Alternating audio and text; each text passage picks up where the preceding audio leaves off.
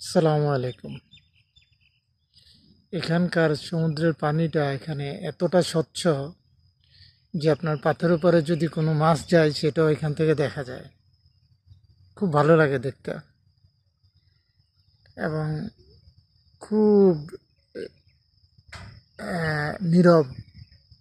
এখন গেস্ট নাই বললেই চলে। তো এরকম সকালবেলা একটু কমই থাকে, আপনার 9টা-10টার পরে গিয়া একটু মানুষ হয় প্রচুর। তো ঘোরার জন্য এবং একা হাঁটার জন্য এই জায়গাটা খুব সুন্দর। আমার খুব ফেভারিট একটা জায়গা। আমি এখানে আসি এবং এখানের একাকিত্বটা আমার কাছে খুব ভালো লাগে। একা থাকলে হয় কি, আপনার জীবনের অতীত, বর্তমান, ভবিষ্যৎ সব কিছু নিয়ে নিজের সাথে নিজে আলাপ আলোচনা করা যায়, নিজের ভুলটা বোঝা যায় এবং নিজেকে সঠিক সিদ্ধান্ত নেওয়ার জন্য একাকিত্বটা খুব কাজ করে। আর আপনি যখন একা থাকতে পছন্দ করবেন তখন আপনার ওই মানুষজন ভালো লাগবে না। যত কোলাহল থেকে দূরে থাকবেন ততই আপনার কাছে ভালো মনে হয় যে না, আমি ভালো আছি। তো আমি সময় পেলেই এখানে চলে আসি, আমার কাছে ভালো লাগে। তো এটা হইল বিষয়। এই যে পানিটা কত স্বচ্ছ। আজকে অবশ্যই মাছ ধরবো না, আজকে জাস্ট এখানে হাঁটতে আসছি।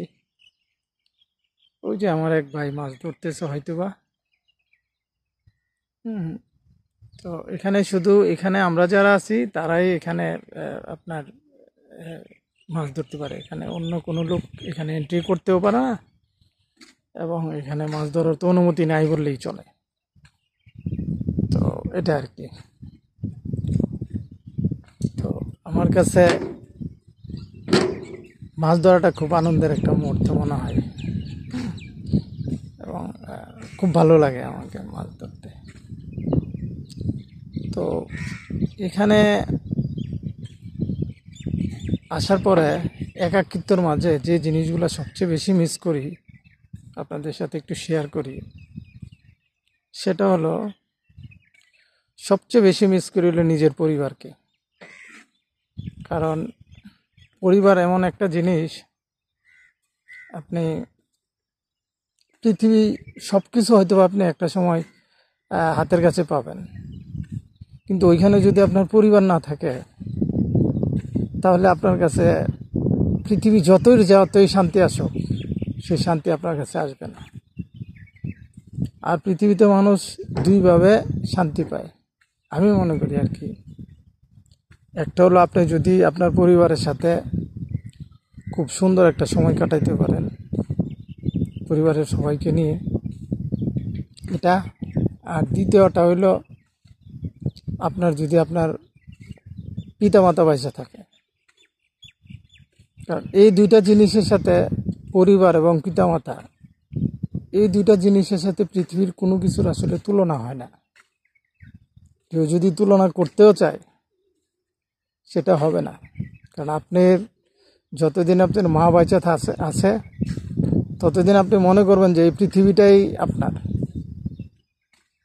তো যেদিন আপনার মা থাকবে না, বাবা থাকবে না, তখন এই পৃথিবীর অনেক কিছুর মূল্যই আপনার কাছে থাকবে না। হ্যাঁ, চলবেন ফিরবেন, কিন্তু পরিবার যে আসলে কি জিনিস, এটা আসলে দূরে না থাকলে এটা বোঝা খুব কঠিন। তো আমার এই অবস্থানে থেকে আমি যেটা বুঝি, এটা আসলে আমাদের পরিবারের চেয়ে গুরুত্বপূর্ণ এই পৃথিবীতে আর কোনো কিছু আল্লাহ দেয়নি। এবং পরিবারের সাথে থাকাটাও একটা নিয়ামত, আল্লাহর একটা বিশেষ নিয়ামত।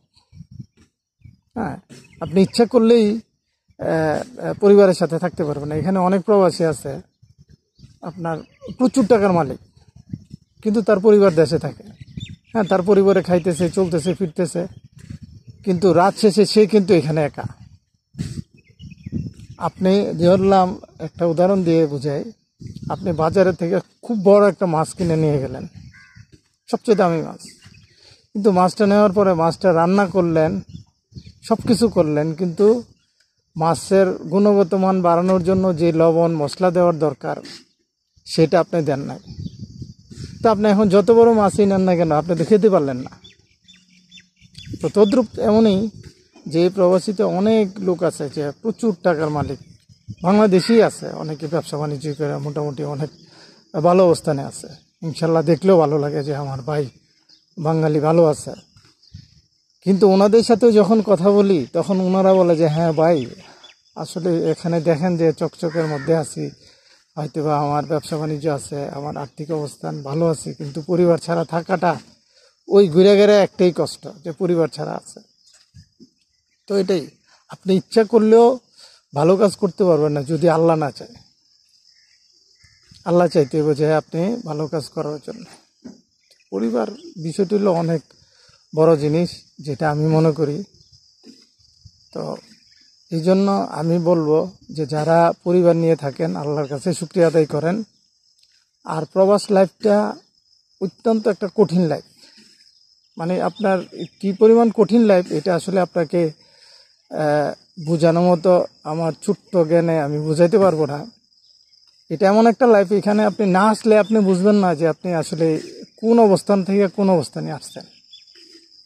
এখানে আপনার পারিপার্শ্বিকতার কারণে এবং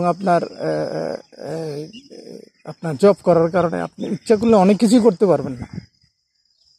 হ্যাঁ, তো যাই হোক, আমার ছোট্ট কথা আপনাদের সাথে শেয়ার করা আর কি, আর কোনো কিছু না। আসসালামু আলাইকুম।